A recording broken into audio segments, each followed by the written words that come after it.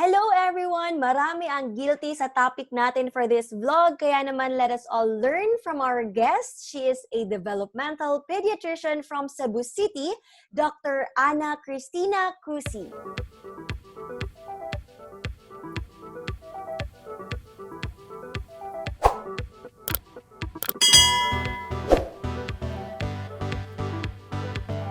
Hello, Doc Christine! How are you? Fine! Hello from Cebu. Yes, from Cebu City. So from Davao to Cebu City. Thank you so much, Doc, for gracing our vlog. Actually, this topic comes in two parts. For this vlog, we will discuss about the harmful effects of screen time. Alam mo, Doc, as much as possible, iniiwasan ko talaga yung screen time para sa anak kong si Yana. Pero may mga times talaga na nakakapanood siya ng TV o kaya naman YouTube videos sa cellphone. Diba? As discussed doon sa ating topic sa Hi Doc, na sabi ko, guilt, yun yung major guilt ko as a mom. Pag kumakain si Yana, pinapanood ko ng screen time. Pero sabi mo, stop na talaga. I'm sure nakaka-relate din ang ibang parents, hindi lang mommies, kundi pati mga daddies. So Doc, simulan na natin ito. Ano-ano po yung mga harmful effects of screen time? Okay. So I just want to assure you, Mommy, Ara, na you are not alone. Majority of my patients, when they come to me, ang favorite babysitter nila ay si screen time. Okay, that's why this video is very timely because we really want to get the word out there. We want to educate parents about yung screen time recommendations at ano yung harmful effects. Ano ba tong screen time? So when you say screen time, so it's exposure to anything like that has a screen. So cellphone, TV, gadgets, laptops. Hindi yung screen ng bintana, yung screen. Yung mga pinapanood ng mga technology. Bata. Sabi ni Melinda Gates, yung asawa ni Bill Gates, I spent my career in technology. I wasn't prepared for its effect on my kids. So sabi niya, oo, 'di ba? So sabi niya, phones and apps aren't good or bad by themselves, but they can exacerbate or worsen the difficulties of growing up. So per se, hindi naman masama yung technology, but we have to use it appropriately. So ito, may research the health effects of screen time on children, a research roundup. This was done in 2019 by the Harvard Kennedy School. So parang inano nila, kasi ang daming literature about the harmful effects of screen time. So ito yung parang ginather nila na latest research. Number one of the most common problems ay inattention problem. Tama, hindi nagpe-pay attention. Yes. Bakit? Kasi pag gusto mong kausapin na yung anak mo, gusto mong magbigay na ng specific instruction sa kanya, hindi siya tumitingin directly sa akin. Parang yung isip niya ay wala wala sa akin. Parang lumilipad-lipad. So ito yung sinabi. Ito yung result ng research na to na more than 2 hours of screen time a day increase externalizing, internalizing, and total behavior problem score. So I will give you examples of externalizing behavior. So these include hyperactivity, impulsivity, aggression. So usually parents would say, Dok, mas malikot yung anak ko pag marami yung screen time. Tapos itong internalizing, they are examples are anxiety and depression. Tapos kaya din sila nagiging inattentive kasi negative yung effects ng mga fast-moving videos, 'di ba? Tapos minsan yun nga they usually they're more impatient kasi 'di ba sa screen sanay sila pag ayaw na nila change. 'Di ba hindi na sila natututong mag-intay. Tapos aside from this, too much screen time also has emotional effects. Example, sabi nila, nahihirapan na yung mga bata ngayon to read other people's facial expressions. Important yun sa socialization. Tapos, they lack empathy as a result. Kasi kasi yung kaharap nila, mga cartoons, walang specific emotions na tinuturo sa kanila. So, nahihirapan din sila doon. Tapos, another thing is it also affects their imagination. Kasi yun nga, hindi na sila nabobore. 'Di ba? So it's really good to bore your children at times. Okay, sunod, another common problem is expressive language delays. An increase in 30 minutes per day in mobile media device use was associated with 2.3 times increased risk of parent-reported expressive speech delay. Sa study na to, 18 months old yung mga inaral nila. Tama. So, isa rin pala yan sa mga factors kung bakit most of the toddlers ngayon, not judging ha, but yun pala, parang nakaka-apekto. Okay. We have some patients na pupunta na may speech delay tapos wala naman talaga kaming nakikitang other problems. Alam mo, minsan pag natanggal lang yung gadgets, parang wow. Pwedeng ganon. Unless talagang may iba pang underlying problems. Pero kung yun lang naman yung nakikita namin, expressive language delay, malaking factor yung screen time. Tapos, it's not just the expressive language as well as the thinking and the reasoning power, tapos pati yung language processing, apektado din siya. So, may ibang study na nagsabi that the brain area responsible for reasoning and critical thinking becomes thinner. Okay, for children who spend more than 7 hours a day on screens. So, sana matakot kayo ng konti. Kaya nga. Ako natakot talaga ako doon. So, it really affects brain structure. Hindi lang yung mga nakikita, it does affect brain structure. Sunod. Okay, so dito, connected parents sa expressive language. Normally, adults utter approximately 941 words per hour on average. Pero kung babae, katulad natin kadadal, baka 2,000 words per hour. Or maximum pa talaga. Or more than pa talaga. Yeah. Tapos, sabi, in households where television is used, there were fewer adult words spoken per hour of television. Kasi yung parents, hindi na din kinakausap yung mga bata. Yes. Parang sinasabi na, parang nagiging robot na yung mga anak. Oo. Tapos hindi nga napapansin. So ito, I don't know if it's clear, but this is just a scatter plot. Huwag kayo matakot dyan. It just show, ang sinasabi lang nito, na the more exposure to television, nung time na to more on television or to screen time, there were lesser vocalization sa baby. So, kasi yun nga, yung parents hindi nagsasalita masyado, so hindi din masyadong nagsasalita yung mga bata. Next, okay, they also scored worse on developmental screening tests. So, kids who spent more time watching screens at ages 2 and 3 did worse on developmental tests at the subsequent time points of 3 and 5 years of age. Ano itong mga developmental screening test po, Doc? So, kami, usually, either kami or mga pediatricians, sometimes psychologists also perform this. So parang tinetest mo yung different areas of developmental domain. Ayun, the different developmental domains. So we have the gross motor, the fine motor, the receptive language, the expressive language, cognition, and the personal social skills. So those are the different domains of development. So they didn't really perform that well. Kids who spent more than 3 hours daily on screen time were less lean and more likely to show signs of insulin resistance. So, kung may insulin resistance ka, it could lead to type 2 diabetes. So, they compared with their peers who reported 1 hour or less of screen time each day. So, cute siya, pero maraming health problems. Yes, kasi nga, di ba, passive, very passive, Doc. Nakaupo lang, yun lang, walang galaw, hindi siya gumagalaw, unlike pagbigyan mo ng toys, ayun, gumagalaw siya. Dito, takbo doon. Pero pag screen time, nandyan lang kasi sa harapan nila. So, tendency tutok na tutok rin. Yeah. So, yun nga, sinasabi nga na ibang studies na children and adolescents don't really get the recommended physical activity per day. Ito, sleep problem. So, yung light that is emitted by the screens affects our sleep. So, it could lead to insomnia. Tapos, yung children also tend to spend more time sa gadgets. Minsan, kahit inaantok na sila, talagang nilalabanan nila yung antok nila. Kahit tayo, di ba, guilty doon. Kahit inaantok na tayo, tatapusin pa natin yung teleserye or yung, Korean show. Yeah. So, yun. So, in other words, kids are just tired. So, they don't get enough sleep. So, they're tired. Tapos, ito mga studies na pinakita ko, ito lang yung mga common na mga problems na pabalik-balik lumalabas sa multiple studies. Tapos, when they get older, yung mga other problems can be more on mental health problems na din.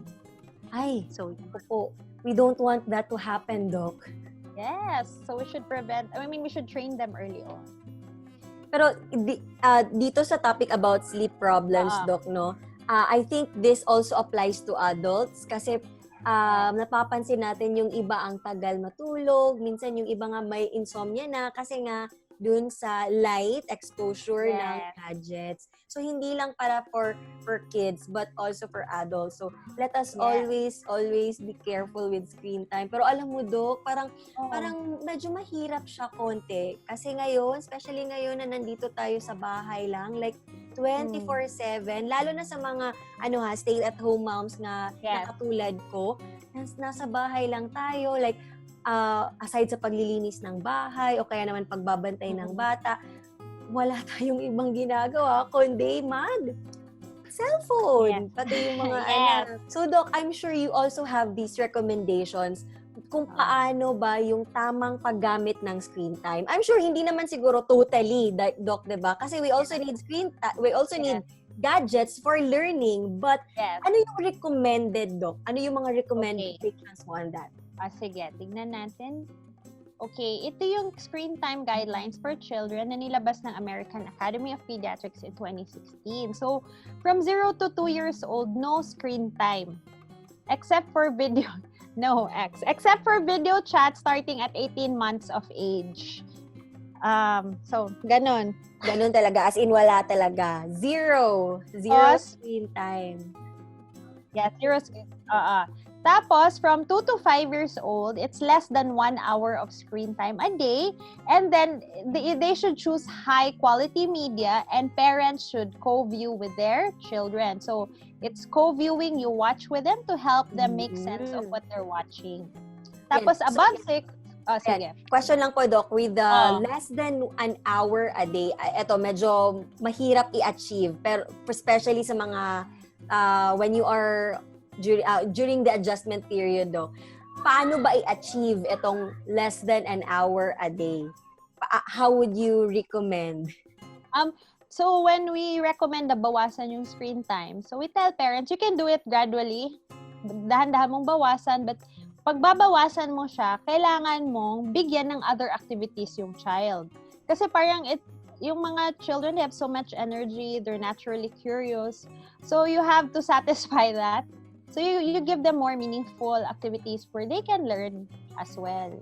Ayan. So pwede tagi-tagi, Doc, like sa umaga is 30 minutes and then sa gabi naman is another 30 minutes. Ganun po ba? Yes. Pwede. It depends on you. Ano yung usapan nyo. Sunod, sa 6 and above, limits on the time spent using media and the type of media. So make sure that the media does not replace other activities. Make sure na nakakatulog pa rin siya ng tama, meron pa rin siyang physical activities. Oo, tapos ito yung recommended screen time. Kaya lang, alam naman ng American Academy of Pediatrics na ngayong pandemic, medyo mahirap talaga to ma-achieve. Okay? I mean, they're just being realistic, so they gave leeway ngayon. So, hindi sila ganun rigid with this guideline ngayong pandemic. So, ito yung but they gave tips. So, ito pala. Sa mga parents, I want to remind parents. Ayan, nakita nyo? Yes. Tignan mo yung parents. So, it's also ayan. Yes. So, it's also important. It's also important to model the behaviors to your children. Yes. Tignan mo, have they noticed you're crawling yet? Oh my Hindi, God. kasi masyadong busy yung parents. Hindi napapansin. Yes, ito pa. May nananawagan na baby. If you see my mom on Facebook, please remind her I'm still in the sink. Sino yung mga, para sa mga mommies na nanonood ngayon, i-comment nyo sa baba if guilty kayo. Don't be shy. Doc Christina is here to help us. Yes. So I'm here not to judge you or to bash you, but I want to educate you. Okay? So, sige, ito yung mga other recommendations ngayong pandemic. So, one is go offline with the family. So, important pa rin na may time together as a family doing other activities. The next, filter information and talk about it in a way that your child can understand. Monitor what they watch so they're not exposed to inappropriate stories or pictures about the pandemic. Then, spend time together as a family. Tama yung number 3, Doc, no? Parang iiwasan din natin na I mean, we have to explain to them kung ano yung nangyayari ngayon, bakit tayo naka-stay at home lang. But we also have to limit kasi hindi rin kaya ng kanilang sistema. Yes. Intindihin kung bakit nga ba? So we have also to go down sa kanilang level of understanding. Yeah, they might be too overwhelmed with what they see. Okay, make a plan about how much time kids can play video games online with friends and where their devices will charge at night. Tapos ito, may challenge. Challenge children to practice tech self-control and turn off the TV, tablet, or video game themselves rather than parents reminding them. So this is a form of self-regulation. Parang nagiging pulis na yung bata sa sarili niya. Para, para matuto din siya ng self-control. Para siya na mismo yung magsasabi na, oops, tama na pala. Baka mag-galit mama, oops, ito. Pero Doc, ano ba yung parang effective panakot para i-off na nila talaga yung mga gadgets? Panakot ba talaga? Or paano ba hindi naman panakot. Well, it depends on the age group. Anong age group mo bang gusto mong pag-usapan? For example, yung mas babad talaga sa screen, yung hindi na talaga minsan nakokontrol yung mga kasi, preschoolers like that. Well, for preschoolers, I don't expect them pa masyado na mag-tech self-control. I would expect this behavior more for older children. Kasi kailangan pa natin mag-co-regulate. Kailangan pa natin silang tulungan na i-control yung sarili nila. Pero for younger children, a good way to control screen time is, di-discuss ko next time, is yung having structure, routines, and rules. Yes. Tapos, meron ka ding, sige, after this is what we're going to do. So, kailangan mo explain talaga sa kanila. And yung so one way also, kunyari, di ba, tapos na 1 hour na or 2 hours na. So, we also have to show respect. We just don't get the gadget or get the tablet. We also give them warnings or kung medyo, 5 minutes na lang or 3 minutes na lang, you can have an egg timer or gusto mo yung alarm ng cellphone para alam niya, okay. Yes, okay, patapos na. Sunod, okay, watch sleeping patterns. Diba kanina sabi ko isang problema yung sleeping patterns affected. Yeah, so keep kids off screens for at least an hour before bedtime and make bedrooms device-free zones. So another also device-free zone should also be the dining table when you're having lunch, dinner, or breakfast. Ayun yung sinasabi ko sa iyo, Doc, diba? So dapat pala device-free zones etong yung bedrooms and dining areas. And para masanay din sila na wala talagang gadgets during sleeping and eating hours. Yeah, I remember there was one lecturer, she said na maraming negative effects yung nagagadget while eating. Okay, so that's a totally different lecture. But one thing that I remembered that stuck to me was yung sinabi na it takes away the 3D effect of eating. Yung parang kumakain ka, you're eating, tapos you're interacting with your family as well. So parang nawawala yun. Yes. Yung kumbaga yung values natin during eating, yung etiquette, eating etiquette natin nawawala na. Tama, yun din yung parang isa dapat na ipapasa natin sa ating mga anak, yung proper eating etiquette. Oo, tapos yung isa pa din negative effect of yung may screen time, minsan hindi nila napapansin kung busog na sila or kung kayo subo ng subo habang hindi na nila alam kasi ganun na ng ganun. Tapos lastly, sabi make screen time more positive. Connect with others and use media together. That's the very effective talaga. Ayun, Doc. I'm sure marami yung natutunan ng ating mga mommies for this vlog. Don't worry, mommies, because yung mga na-discuss ni Doc Christine ngayon ay hindi pa yun lahat. Kasi may part 2 pa tayo na isa-share ni Doc Christine yung essentials of parenting toddlers and preschoolers. So, sino-sino ba dito sa mga mommies natin ang may toddlers and preschoolers? So, let's learn more from Doc Christine sa part 2 na vlog natin. Thank you so much, mommies, for watching. And of course, Doc Christine, thank you so much for gracing our vlog for part 1 vlog. See you next week, mommies, for our next vlog. Bye! Thank you!